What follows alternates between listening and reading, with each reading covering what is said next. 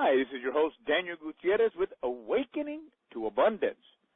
Effortless abundance in all areas of life. I'd like to welcome you to our call with today's guest, Rydell. After a life-changing brush with death while making a movie, Derek considered becoming a monk, then a minister, then meditated for several years, emerging to become a licensed integrative therapist and best-selling author. The world's #1 leading expert on the Law of Emergence. He has trained top executives at Fortune 500 companies from American Express to Disney in relationship and communication skills, coached writers, artists, and media professionals, including Oscar and Emmy winners, on how to create more enlightened entertainment. Derek has taught thousands of people around the planet how to live more passionate, prosperous, and a purposeful life. His work with the Law of Emergence and the process of emerging ends the struggle of self-improvement and helps people effortlessly achieve their full potential. Today you will discover the unattractive side of the Law of Attraction and how it will make your life worse if you don't know this truth. Understand the difference between the Law of Attraction and the Law of Emergence. It's the missing link to manifesting. Learn why whatever's missing is what you're not giving and how to generate everything you need no matter what. Discover why everything you want is already here, now, and the key strategy is make it a reality. Learn the 7-stage process that will finally get you unstuck on purpose and make you truly unstoppable. Derek, thank you for joining us, and welcome to the call. Oh, thank you, Daniel. It's my honor and pleasure to be here. I'm so excited to have you share with us this.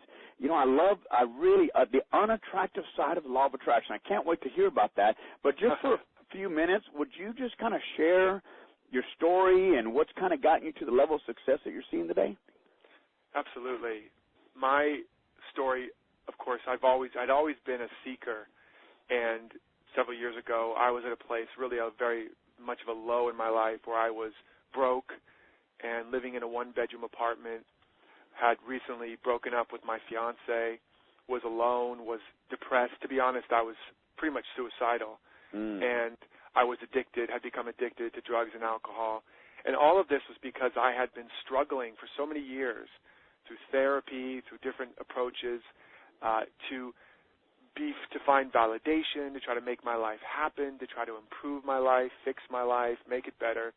And it was like all of those efforts to fix and improve and make my life better and create a better life, all that just seemed to drive me deeper and deeper and deeper into this place of lack and, you know, like I said, get me addicted to drugs and alcohol. It was kind of like the analogy of trying to dig yourself out of a hole. The more I tried, the deeper in the hole I got.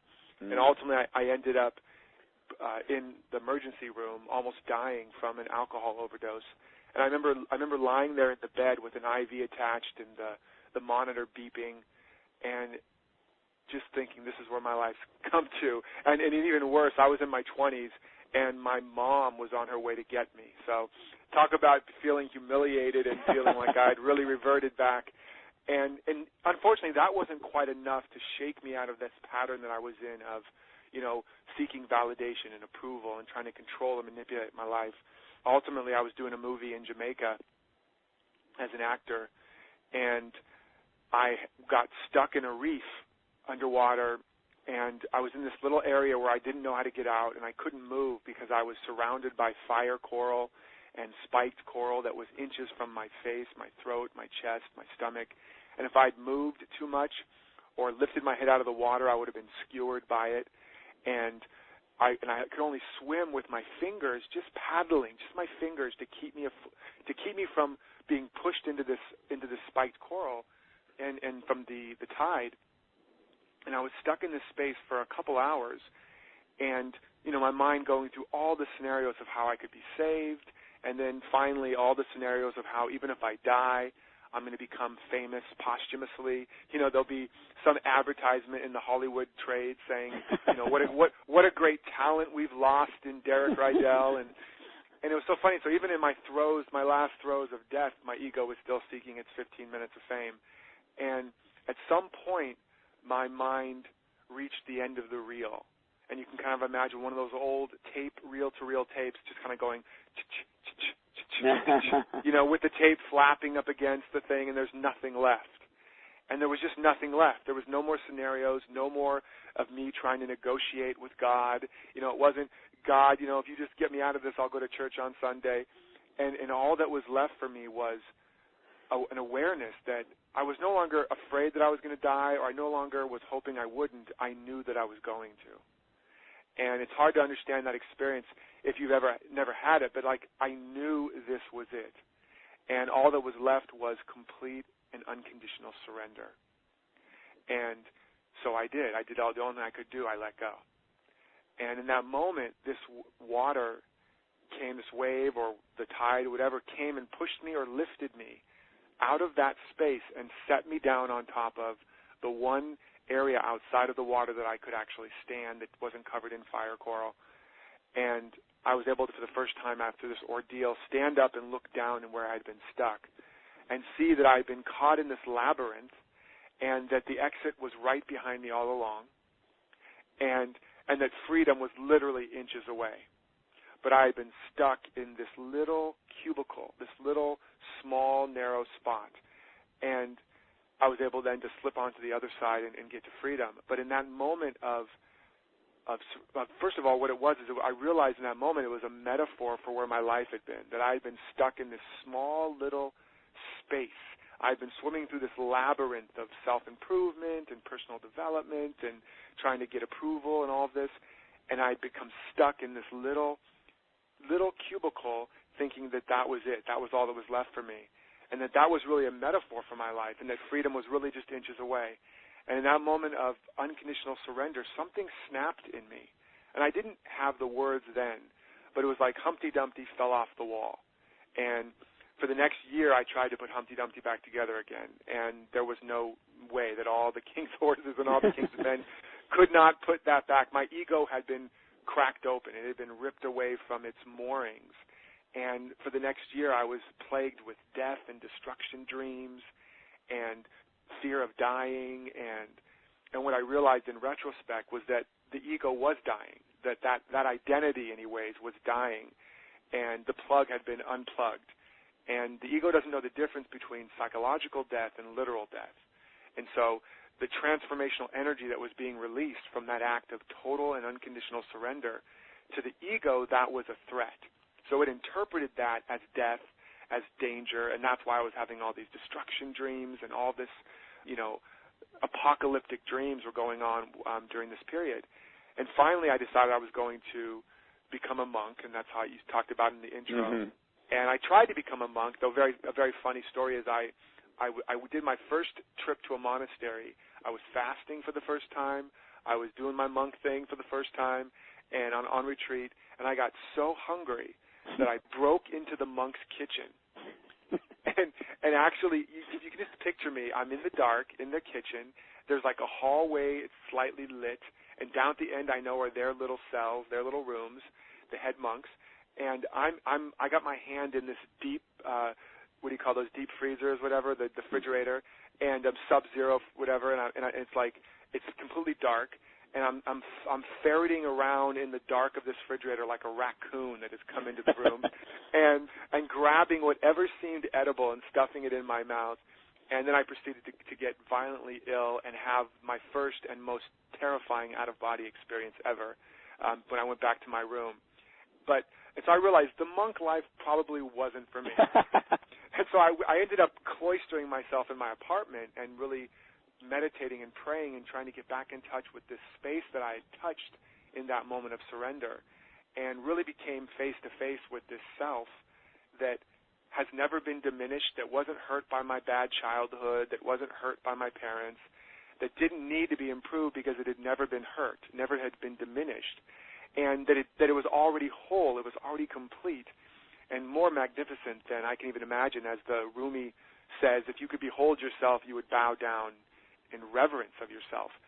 And I became really connected to that self. I became introduced to that self that had never been hurt and that didn't need to be improved.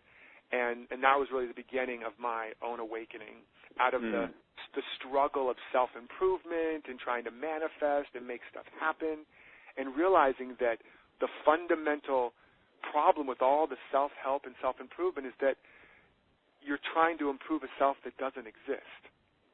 Because self-improvement is an oxymoron. When you really understand the self, you see that there's nothing to improve about it. Just as Michelangelo said that he believed God had already created all the masterpieces, and his work was simply to see the masterpiece hidden in that block of stone and set it free. And that's really where my journey led me to that great realization. Now, it took me several years from there to really unpack it, to give it words like the Law of Emergence, because I realized with all the hype around the Law of Attraction that there was nothing to attract. There was only more of us that's seeking to emerge. Kind of like the oak tree is already in the acorn. The acorn doesn't have to attract an oak tree. It doesn't have to improve its acornness to become an oak. In fact, quite the opposite of improving itself. It has to let go of its acorn identity. It has to die to its former identity for the oak to emerge. But it's already there. It's already the oak tree. And when the conditions are right, the oak naturally emerges. The potential naturally emerges.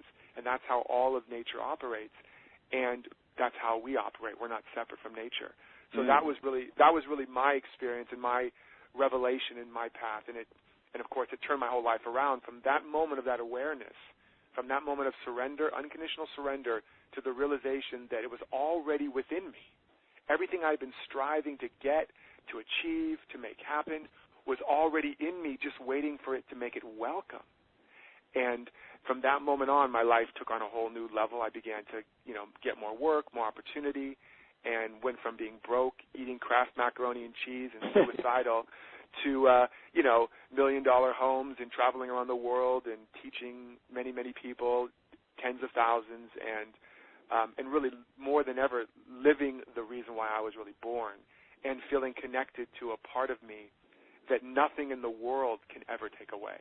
And that's the biggest, the pearl of great price. The real secret is that you've already got everything you could ever need within you, and nothing that's ever happened to you or that ever will or that currently is can hinder, block, delay, or deny the full expression of your potential, of your destiny, if you get in touch with that pattern within you and become connected with it and congruent with it, which we're going to talk about during this call. I really appreciate your openness and your authenticity and your story. It's always so refreshing to have people share from their heart. At the time that you were in your 20s and struggling with drugs and alcohol, that you weren't perfect, although we all look for that, seems. Earlier today in the call, I said something that I'm really interested in, and that you may have already answered this, but I'm going to ask it anyway more directly. Sure. What is the unattractive side of the law of attraction? I'm really, really intrigued by that. Absolutely, and it's a really important thing to understand because basically the law of attraction is an operation. It's a cause and effect principle, and it operates at a relative level. At the relative level, it looks like you're causing things, and then there's cause and there's effect, and you're attracting things. But it's really just a linguistic convenience, the same way that we say that the sun rises and sets. We actually know now that doesn't ever happen. The sun has never actually risen or set. We're rotating, and we have the appearance or the illusion of a rising and a setting sun. The same thing is true with the law of attraction or with the idea of attraction. Nothing's really being attracted to you. That's just at the relative level. We know now from quantum physics that there's a field of pure potential, a field where everything already exists, and it's emerging. There's an emergent property. When the conditions are right, that inherent potential emerges. There's the enfolded universe and the unfolded universe. In the enfolded universe, or the implicate order, it already exists. Just as 2 plus 2 has always been here. Nobody made up 2 plus 2. Nobody created it. Nobody created the law of electricity or buoyancy or any of these things. They were discovered, and they were activated, and then they came into expression. They emerged. So, or like I used the example of the oak tree and the acorn. So there's really an emergence of this unending potential. And so the problem is that when we are trying to use something like the law of attraction or any manifestation technique, right there in the word, there's the belief that we're attracting something we don't already have, that we're separate from something, that we're broken, that something's missing, that something's lacking, and now we're going to use these things to attract it. And so even if you have the greatest of intentions, the underlying premise is I'm broken, something's missing, I'm inadequate, I don't have it. And now even if you manage to, through sheer will, manifest, as I like to say, you manifest a bigger paycheck, you just end up being broke at a higher income bracket. Right? Yeah. Because you end up bringing with you literally bring with you the same self-image and the same concepts about your life and about yourself. Now they just get magnified or exacerbated. And that's really the best case scenario. In fact, I say this somewhat provocatively and somewhat tongue-in-cheek. Is it an accident that over the last 8 years, 7 years or so, we've had the biggest en masse movement on using law of attraction and manifestation type techniques? More people than ever before with concentrated, focused effort trying to manifest bigger houses, better jobs, and more money. And simultaneously, we've had the biggest job, housing, and economic collapse since the Great Depression. So if it really works, and we suddenly have millions of people collectively with vision boards and all these affirmations and trying to visualize and manifest and attract bigger jobs and bigger houses and more money, how is it that all of that's collapsed? And one of the reasons I believe is that there's a bigger reason I believe, something more is emerging, but that, again, all that energy that's focused ultimately with an underlying premise, I don't have, I don't have, I don't have, I don't have, must eventually manifest as the experience of not having.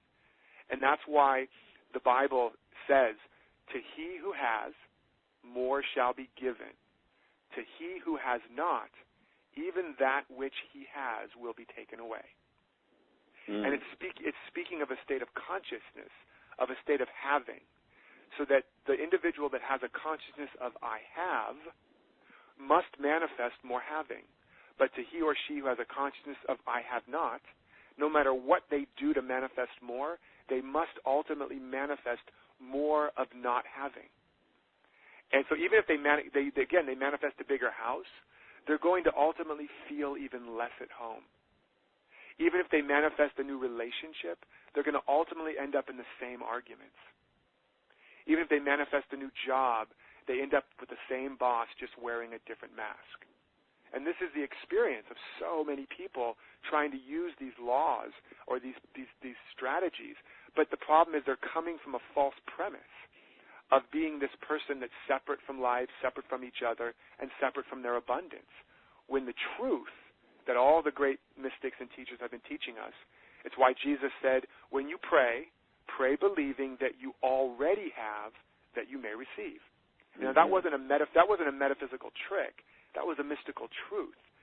He knew, as all great masters know, that the kingdom of heaven is within you, that nirvana is within you, that the storehouse of infinite riches is within you, by whatever metaphor you use, and that the only way you can experience more of it is to let more of what's in you out. In other words, to activate it. Whatever's missing is what you're not giving. That in the Old Testament it said that you have been given dominion over everything. And it says later on, ye are gods. I mean, these messages have been peppered through every great scripture, every great spiritual teaching, and ultimately every great leader who has innovated and activated and built something of true abundance has tapped into this awareness and realized that it's in me. And the only way it can show up out there is if I find it in here, and I find a way to let it out. So are you saying that the difference between the law of emergence and the law of attraction is the law of attraction we're going outside? Well, yeah, the law of attraction is we're starting from a belief that we are missing or lacking and don't have something. And then we're trying to attract it to us. And again, that's like an acorn trying to attract pieces of an oak tree to it. But what does it do? It actually plants itself in the soil, and when the conditions are right, the potential, the pattern that was already in the acorn begins to emerge. And there's a perfect pattern of infinite potential that's planted in the soil of our soul, and that was planted there before we were even planted in our mother's womb. And unlike the acorn, which is indigenous, meaning that it's dependent on external circumstance, the weather, and the soil outside of it. We are endogenous, as Ralph Waldo Emerson said, meaning that we carry the weather with us. We carry our soil with us, the soil of our soul, the weather of our consciousness, what I call the ecology of consciousness. So that no matter how much the sun is being blocked outside by the clouds, no matter how, lacking in nourishment the outer soil of our life seems to be, we can activate and cultivate the soil of our soul and turn on the light of our own being. Because, again, we are also self-effulgent, which means we can produce the light we need to activate the potential of that seed within us. So it's all within us. We are like a living, moving, walking divine ecosystem that we can literally turn on. We can turn on the light. We can cultivate the soil of our soul. We can create the weather pattern within us that we need to create and to activate that potential within us. No matter what side of the tracks we've been born on, no matter what our genetics or hereditary, no matter what our family upbringing, no matter what our current economic conditions, no matter what the world says we can or can't do, no matter what even our own mind says we can or can't do, when we cultivate the ripe and the ready conditions within us that are congruent with our true self, it must emerge. It is a law. And it's like, it doesn't even matter how long we haven't been doing it. If that acorn has been sitting in your pocket, the farmer went to, pour the acorns or whatever, let's say the apple seeds or whatever it is, into the ground, and one of them got stuck behind, and years later the farmer pulls out his little jacket and finds that little apple seed and plants that in the soil. The soil doesn't go, gosh, I'd love to help you, little apple seed, but I'm afraid you missed your boat. You should have been here. You should have been here, 5-10 years ago when all the other seeds were being planted.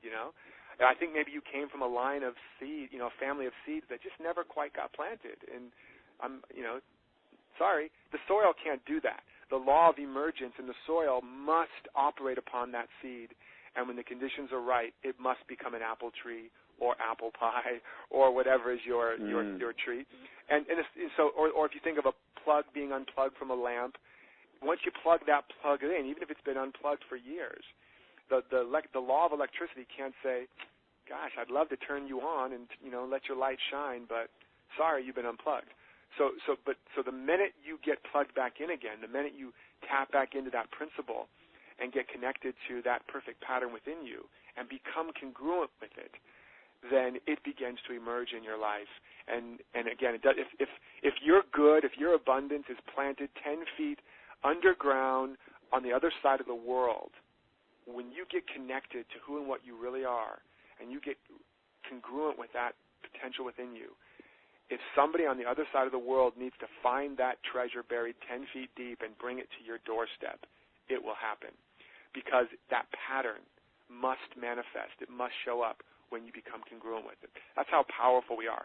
But it's not. It looks like it's attracting to you, just the same way the sun looks like it's rising and setting.